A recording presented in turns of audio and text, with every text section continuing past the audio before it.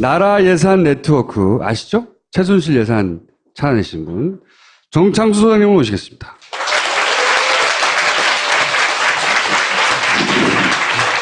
삼연대 김용원 간사님 모시겠습니다. 2008년에 김영철 변호사가 삼성의 차명 계좌를 찾아냈죠. 4조가 넘어요. 그 돈은 생각해보면 삼성의 비자금이 거의 틀림없어요. 왜 그렇게 생각되냐면 그 계좌가 만들어졌을 당시에 삼성의 영업이익 기준으로 보면 4조라는 돈이 엄청난 돈이거든요. 근데 4조가 있었단 말이야, 이미. 제가 보기엔 비자금 같은데, 당시 검찰과 금융위원회는 어떻게 만들었냐면 이걸, 합법적인 재산으로 만들어줬어요. 숨어있던 돈을. 그러면서, 그 실명제 위반과 관련한 과징금도 안 매겼죠. 그 금융위, 이명박 시대의 금융위입니다. 그 금융위가 아직도 그대로 금융위가 그 사람들에 의해서 굴러가거든요. 예. 그러니까 청와대 권력은 바뀌었는데 실제로는 바뀌지 않은 이명박 박근혜 더슬로서 이명박 시절부터의 인사들이 곳곳에 남아 있거든요. 예산도 그럴지도 모른다. 예산도 지금 마찬가지고요. 네. 사실 올해 참 깝깝한 게 예산이라는 게 1월부터 차근차근 계획을 세워가지고 12월에 딱 통과가 되는 건데 네. 갑자기 뜬금없이 이 대통령 선거 중간에 딱 있다 보니까 내년도 예산 편성하는데 이게 준비가 될 수 있는 시간이 없었던 거예요, 사실은. 네. 그러다 보니까 과거의 문제점들을 해결을 할 시간도 없이 그렇죠. 고스란히 안고 가게 되는 상황이 돼서 금융위가 여전히 삼성을 디펜스하는 것처럼 왜냐하면 2008년에 그렇게 다 털어준 금융위가 여전히 금융위의 인적 구성하고 똑같거든요. 예, 비슷한 게 하나 또 있어요. 네. 국세청이 이번에 개혁 TF를 만들었는데 네. 약간 비공개이긴 한데 거기에 위원들이 상당수가 과거에 있던 위원들인 거예요. 그러니까요. 그래서 이명박근혜 시절에 세무조사 이런 걸 한번 조사해보자 그랬더니 그러면 참여정부나 국민정부 때 것도 해야 되는 거 아니냐. 그래가지고 다 조사를 하는 것으로 결론이 나는 이상한 분위기가 되고 있습니다. 그러니까 아직도 이명박 박근혜 시스템은 특히 이명박의 시스템 특히 이명박은 돈 되는 곳에 구석구석에 자기 사람을 박았거든요. 그 사람들이 다 교체되지 않았어요. 실제로.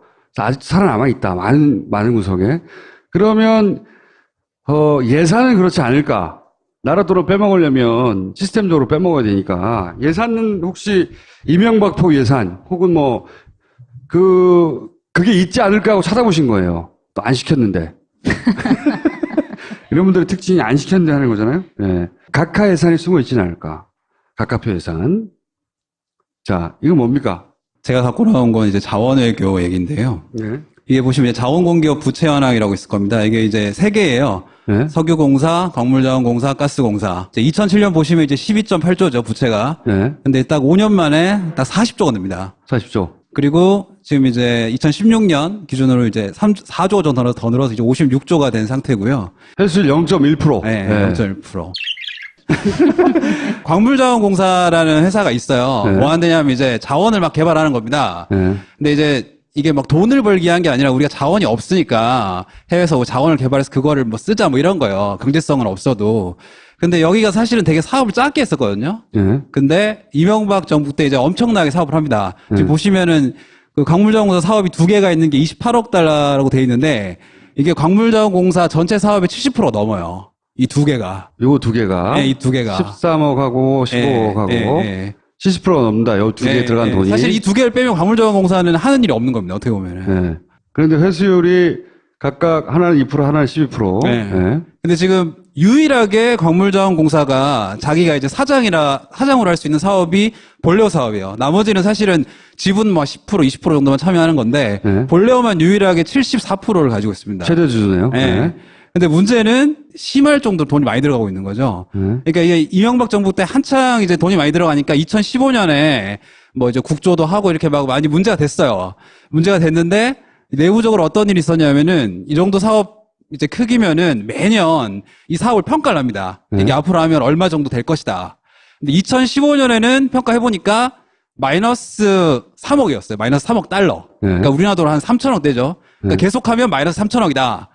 근데 이제 2016년에 평가를 해보니까 마이너스 8억이에요. 그러니까 마이너스 8천억이라는 거예요, 갑자기. 1년 만에 5천억이 더 마이너스라는 거죠. 근데 2017년 올해죠. 올해 평가를 해보니까 마이너스 11.6억 달러가 나온 거예요. 그러니까 이제 상식적으로 이게 사업이 얼마 안 된 게 아니라 본래 처음 들어간 게 2008년이거든요, 사실은. 근데 이제 사업을 한 10년 가까이 했는데 1년 단위로 경제성 평가가 5천억씩 바뀌는 거예요, 지금. 그러면서 문제는 뭐냐면 이렇게 하고 끝나는 게 아니라 이걸 근거로 해서 돈을 더 달라고 하는 거죠, 사실은. 여기가 회계가 불투명해서 미국 기업이 떠났다는 곳이잖아요. 그러니까 우리나라 예산이 가서 그걸로 꼬로 박히는 거 아니에요. 박히는데 이 돈의 예상 적자폭 계속 터지는 거 아니에요. 네. 계속 돈을 받고 있다는 거잖아요.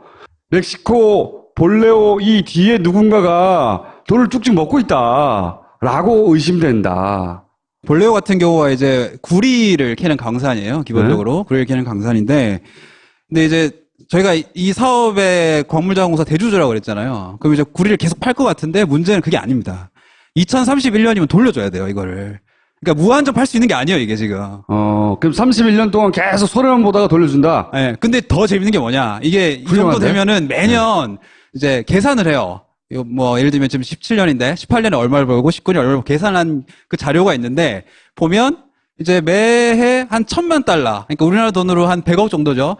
100억 정도를 막 벌다가 갑자기 2030년 되니까 1억 달러를 벌어요. 그리고 2031년에도 1억 달러를 벌고 이제 31년에 반납을 해야 되는데 그러면서 이 사업을 해도 된다.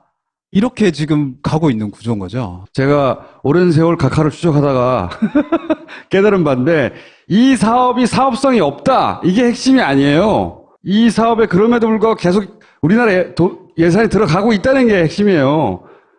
돈을 벌지 못하는데도 계속 예산을 꽂고 있는 거예요. 자원광물공사가 망할 수는 없으니까. 그래서 매년 5천억씩 더 그 손실이 늘어날 전망인데도 계속 하고 있는 거잖아요. 그 빨대를 아주 튼튼하게 꽂아놓은 거죠. 지금이라도 어쨌든 계속 돈이 들어가는 거니까 그 예산을 좀 꼼꼼히 따져서 그 들어가지 말아야 될 돈은 안 들어가는 방식으로 하면 좀 예산이 줄어들 수도 있을 것 같은데 혹시 그런 거는 가능성이 없는 건가요? 근데 이제 그걸 하려면 멕시코로 가야 됩니다, 사실. 이 회사를 다 털어서 장악해야 되는 거죠, 사실은. 네. 제가 보기에는 철저하게 다 장악해야 되는 건데 미국도 그거 해보려다가 안 돼서 떠난 거예요. 볼레오에 원래 있던 기업이 이제 바하 마이닝이라는 데인데요. 거기가 이제 캐나다 기업입니다, 사실은. 네. 캐나다 기업이고, 이제 캐나다 기업이 원래는 이제 사업을 하다가, 처음에는 이제 지분을 한 10% 정도밖에 안 들어갔어요, 원래. 2008년에는. 근데 2012년에 그 바하 마이닝이란 캐나다 회사가 이제 못하겠다고 한 거예요, 솔직히. 그러면서 이제 캐나다. 인수를 한 거거든요, 공사가, 사실은. 또 캐나다네. 캐나다에서 각하가 많은 일을 했거든요. 그러니까 지난번 최순실 사태 때 말씀드린 것처럼 예산을 만약에 사적으로 취득하려면 가장 좋은 방법이 산하기관이나 해외에 보내는 거거든요. 그렇죠. 정산이 안 돼 있어요. 이 기자님 말씀하신 것처럼 꼼꼼하게 따지려고 해도 뭐 자료가 있어야 따질 거 아닙니까? 그러니까요. 예. 그 최순실 예산 중에 왜 해외문화홍보원 그때 말씀드렸었는데 예. 1년에 3천억을 쓰는 기관인데 저희가 국회의원들을 동원해서 결산지를 내놔라. 10번을 넘게 했는데 결론은 실토하는 것이 저희 한 번도 결산자료를 모은 적이 없습니다. 그렇게 해서 계속 투자되고 있는 돈들. 근데 이제 제가 이제 아까 말씀드렸던 그 볼레오가 광물공사잖아요. 그 광물공사 예산 보시면 이제 117억이라고 되어 있습니다. 2018년에. 지금 이제 내년 예산을 심사하니까. 근데 이제 아까 돈이 좀 많이 들어간다 그랬잖아요. 아까 볼레오 같은 경우는 지금 내년에 한 1,000억 정도가 필요한 상태예요, 사실. 예. 근데 이제 지금 117억만 올려달라고 하면 좀 뭐가 안 맞잖아요, 사실. 네. 이게 왜 그렇냐면 광물자원공사는 법으로 정해져 있습니다. 정부가 줄 수 있는 돈이. 네. 2조 원으로 정해져 있어요. 근데 지금 그게 1조 9천 뭐 800 몇 억까지 찬 거예요, 이미. 이미. 그러니까 더 줄 수 있는 건 117억밖에 안 되는 거예요, 사실은. 네. 근데 그 이제 광물자원공사 입장에서는 자기들이 이제 이러면 돈을 더 못 받으니까 이렇게 해서 지금 이제 국회 발의가 돼 있습니다. 개정안이. 자본금을 2조에서 4조로 늘리는. 야, 이거 누가 발의했어요? 누가 발의한 건가요, 진짜? 네, 여당이시고요. 네. 네. 지역구와 문제가 좀 있고. 지역구에 좀 문제가 있어? 아니, 근데 이제 저는 사실은 네. 산자위에서 이제 자원외교를 본격적으로 다룰 거예요. 네. 그 이제 광물자원공사 사장이셨던 분이랑 석유공사 사장이셨던 분이 두 분이 이제 증인으로 나옵니다. 근데 이제 그 두 분이 스토리를 좀 말씀드리면 검찰에 둘 다 이제 고발을 받아서 수사를 했는데 현재 2심까지 무죄예요. 네. 무죄의 요지는 뭐냐? 경영상 판단이다. 이거 투자 실패했다는 거죠. 일부러 사기를 친 게 아니라 자기들은 정상적인 판단을 해서 투자했는데 뭐 실패할 수도 있지 않냐, 사업이. 이런 요지죠, 말하자면. 이제 6월 말에 제가 이제 유일하게 사실 자원외교에 대한 보고서가 아무것도 없어요. 6월 말에 이제 보고서를 하나 냈습니다. 그리고 보고서를 내고 기사화는 아무도 안 냈고요. 네. 근데 2명이 저를 찾아왔습니다. 누가 찾아왔냐면 광물자원공사 관계자랑 네. 석유공사 관계자가 저를 찾아왔어요. 네. 당사자들만 찾아왔네요. 네. 네. 전화 가가지고 잠깐 볼 수 있겠냐고 그러더라고요. 네. 그래서 좀 얘기를 좀 했는데 정말 물어봤어요, 제가. 뭐 없냐고, 솔직히. 네. 진짜. 그러니까 털고 가야 되지 않겠냐. 이렇게 얘기를 했는데 그분들의 공통된 말씀이 뭐였냐면 자기들도 그 의사결정에 관여한 사람이 없다는 거예요, 여기는. 정말로 극소수만 했다는 거예요, 그 결정에 대해서. 그러니까는 그 말을 바꿔 말하면 아까 말씀드렸던 그 사장님들은 진실을 알고 계시겠죠, 사실. 원래 석유공사 사장님도 예를 들어 차경환 당시 장관이 하라고 해서 했다, 투자. 이런 말을 했다가 뒤집죠. 검찰에 가서 자기가 즉시 판단한 거라고. 잡아야 돼. 아직도 빨아먹고 있다고 봅니다, 저는 예산을. 광물공사 같은 경우는 31년까지 끝이라고 그랬잖아요. 예. 문제는 끝나고 나서 복구 비용도 우리가 내야 된답니다. 아, 복구 비용이요? 멕시코 네. 정부에다가 이제 환경을 감안해서 복구를 해서 줘야 돼요, 광산을. 손해는 국가가 다 입은 거고요. 이익은 그럼 누군가 가져간 거예요. 그 이익을 누가 가져갔겠어. 아, 꼭 보내드려야 되는데. 예? 그러니까 다 쓰라고 계속 물어보세요. 이게 너무 복잡하기 때문에 다 말하기 힘들잖아. 그냥 다 쓰는 누구 겁니까? 물어봐요. 거기 다 상징적인 말이니까 다 쓰는 누구 겁니까? 각하를 그냥 보내드릴 수는 없어요. 이대로.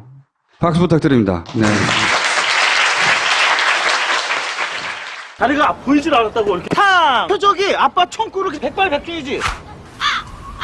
가자 보여줄게. 한 곳에서 다 즐겨라. 레전드 스포츠 히어로즈. 괜찮아요, 아빠. 스스로 만들어가는 웹 내 사이트는 여기에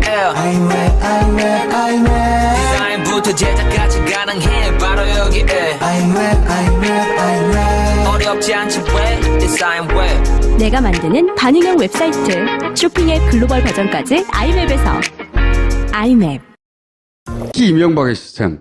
특히 이명박은 돈 되는 곳에 구석구석에 자기 사람을 박았거든요. 그 사람들이 다 교체되지 않았어요. 실제로. 아직 살아남아 있다. 많은 구석에. 그러면, 예산은 그렇지 않을까.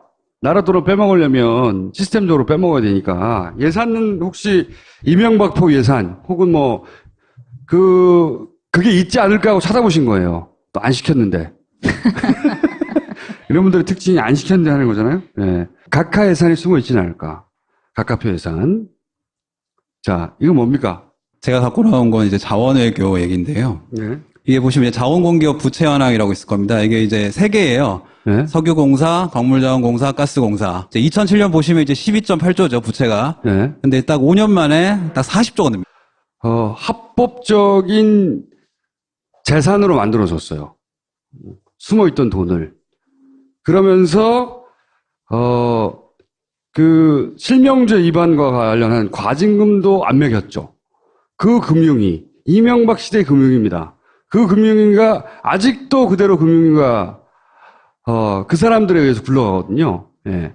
그러니까 청와대 권력은 바뀌었는데 실제로는 바뀌지 않은 이명박 박근혜 더슬러서 이명박 시절부터의 인사들이 곳곳에 남아 있거든요.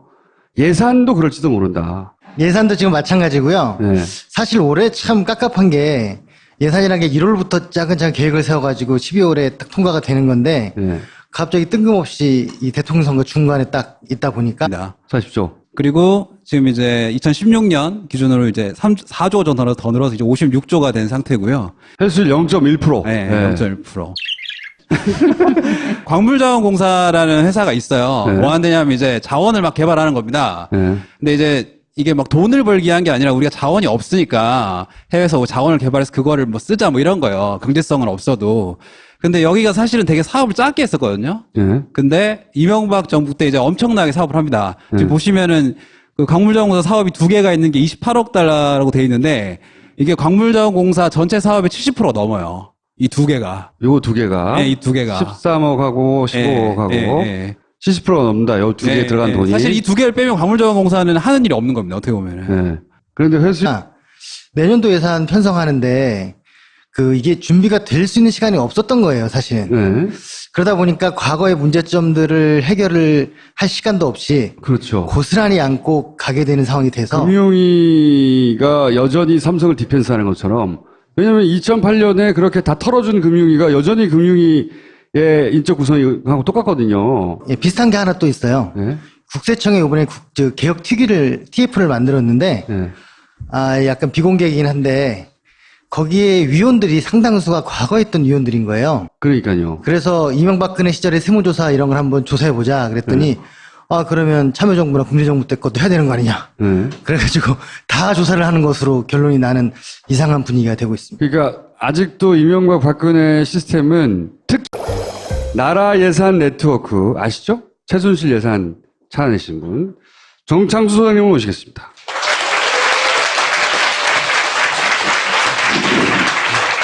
삼연대 김용원 간사님 모시겠습니다.